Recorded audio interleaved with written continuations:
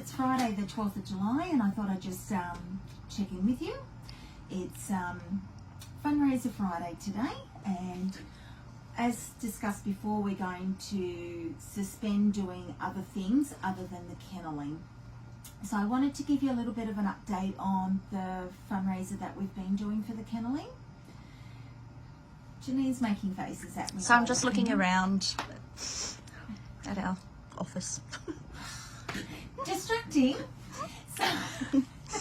So we have raised $11,000 so far, which is fabulous, and we've got some quotes in, and what we've managed to raise, thank you to everybody, was 2 6-bay portables for the other rescue that we're going to be partnering with our big dogs for. That is exactly half of what we have in kennel space here, which is amazing. And like I said before, we have lots of rescues will step forward for the little dogs, but not the big dogs. And obviously we get a lot of big dogs, and that's what we've got out in the kennel areas, a lot of big dogs at the moment. So that's 12 dogs now that we're going to be able to utilise with this rescue, which is fabulous. In the meantime, we've had another rescue come forward, and they're in the same position as the other one. They've got land, they've got no kenneling, and they help us also because they're foster care based. Now, what they said to me is, look, we would love to be part of that program with you, Dee, because quite often, and we know this for a fact, one of our dogs that we had sent to them, he went from foster carer to foster carer, and we ended up having to bring Simon back in until they found a third foster carer. And he was only a pup. He was only a puppy, but he was a German Shepherd puppy, and he was a big breed, and he had a fair bit of weight, and so he didn't fit with a couple of their foster carer homes. And the problem that they had is they had nowhere to place him. So he had to come back to us, and we held on to him for a week or two? Yeah, because they kept falling down through. Yeah, all the foster carers that she had lined up for him kept falling through, and I said, look, that's fine, bring him back. And what she said was, in situations like that, if we had kenneling, we could put him in. So at the moment, they've got 5 dogs in a boarding facility, and each of those dogs is racking up about $1,000 a week. Wow. In boarding fees. God. So she said, when you have 5, they're drowning. Her words were to me is, we're bleeding money. So if we know that feeling. We know that feeling too. We keep running at a loss, which is fine. I'm not about money for the dogs. I'm here to be their voice, and I'm here to help them. But sometimes it can be really tough. And so, she said, look, if you could get me some kenneling, I will do the same thing for you. But she's got 2 locations. She's got one up the coast, and she's got one in Sydney. So we want to actually continue fundraising for additional kenneling, because that would, if we could get more kennels, it's going to make a difference for the animals that cross our path. Something happened yesterday, and it really hit home for me. A lot of you probably don't know, but I have been the victim of domestic violence. My daughter's dad was quite violent, and if it wasn't for the police helping me, it could have been a very different situation for me and my child. And yesterday we had a lady come to the facility in tears. She had driven from I'm not sure, just Central Coast. The Central Coast area, and Janine had spoke to her first, and she had tried everywhere. Yep, she'd been to all the Central Coast, and she was just going to work her way up the coast because she was driving. She loved her dogs. She loved her dogs. Her dogs were living in the car with her son. With her son and herself. They had secured accommodation for themselves with a domestic violence shelter, but they couldn't go in until they had a solution for the dogs because they couldn't take the dogs in with them. And they were little dogs. They were little dogs, yes. There was a Poodle? a cavoodle and a poodle. Yeah.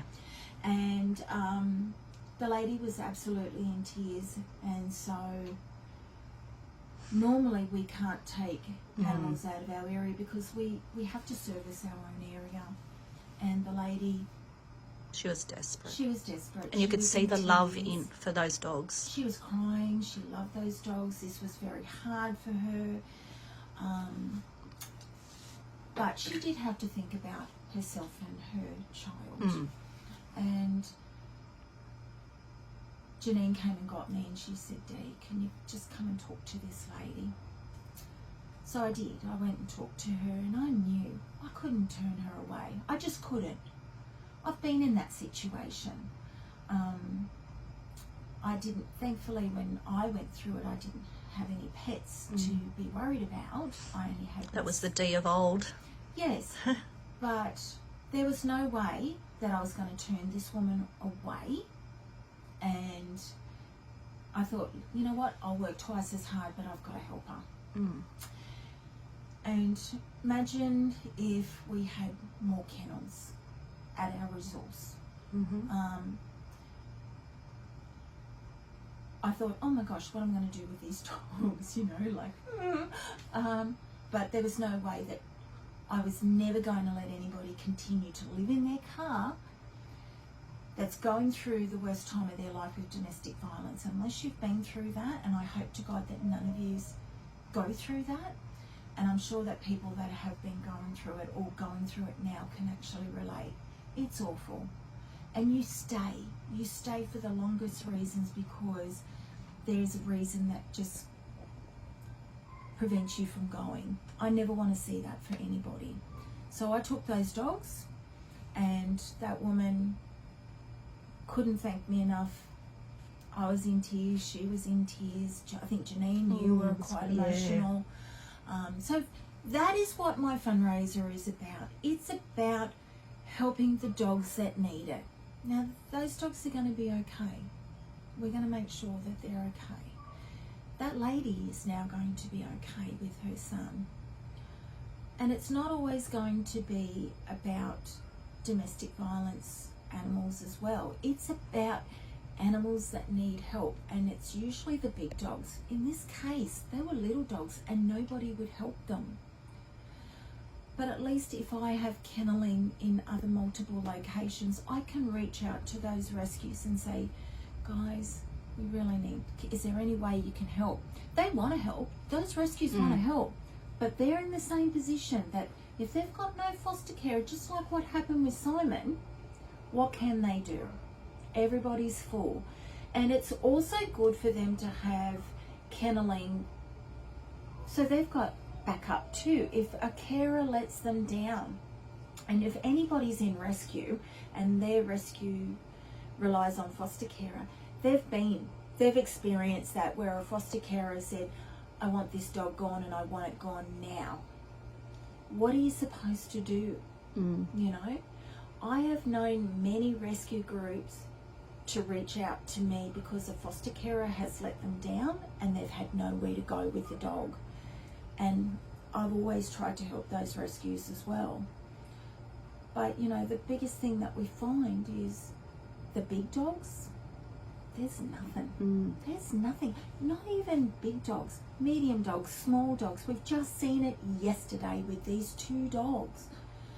So I am going to run the fundraiser longer because, guys, I've got a thing, and it will be put up onto this video of the quote of a 6 bay, and obviously we want back doors fitted to them, and we also want a sleeping compartment. We want the dogs to be comfortable. We want them to have shelter from the elements. But we are now fundraising for 4 more kennels. So that is another $20,000 odd. And I know that sounds a lot, and it is a lot. Let's face it, it's a lot of money. But I'm trying to get cheaper quotes. I'm trying to get them down in price, but it doesn't stop the fact that they've got to build them. They're a business, you know, and we need to get them there. So Friday fundraiser is still on Kenneling, and thank you so much for everybody that has donated. I never thought we'd get 2 kennels, but we did. And could you think of a better reason than to open your little purse strings a little bit more? I know. Don't worry. I put my money in as well. But You put your heart and soul in. I put my heart, my soul, and my wallet into this, and I know we can do this. So we've already now got kenneling for half of what I've already got here, but let's do it. Let's open that network. Let's find more safety for more dogs. Even if those kennels are out of our area, I can ring those rescues and say, hey, can you help? And it also helps animals in their area as well. It doesn't necessarily have to be just for me. It's about these dogs, like these dogs that travel from the Central Coast. Now, the Central Coast is a big area and they've got multiple shelters, and nobody could help them. They even reached out to programs with other shelters, and there was just nothing. And this lady was beside herself, wasn't she? Gosh, it was awful. It was awful. And when you saw how little and cute the dogs were. Yeah, and they were friendly little dogs. Yeah, I was like, And gosh. you know what? They only took 1 kennel. They only took 1 kennel, that's right. But I knew I had to do it. And you know what? I want to save more animals, and this is saving animals.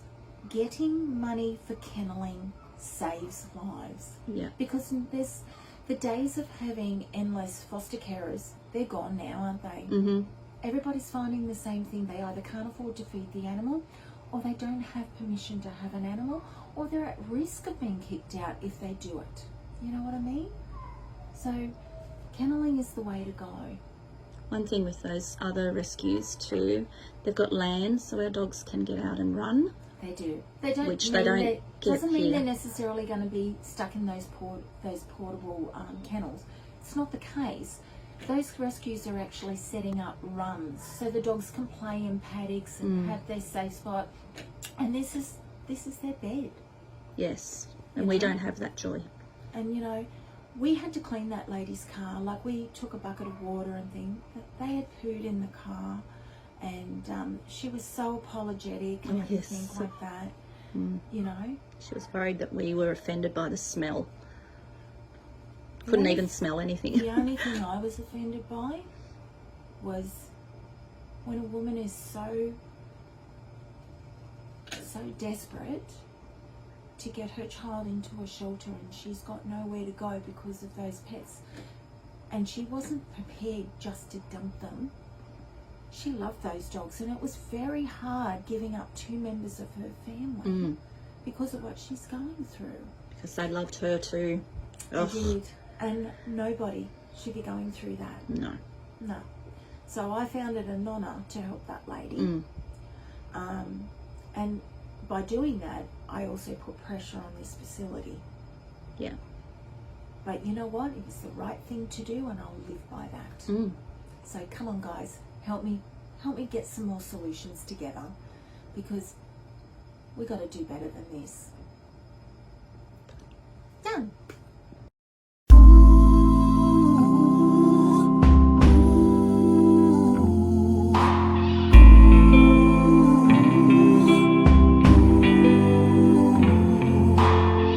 When the darkness don't let you sleep, I'ma hold you close. And when the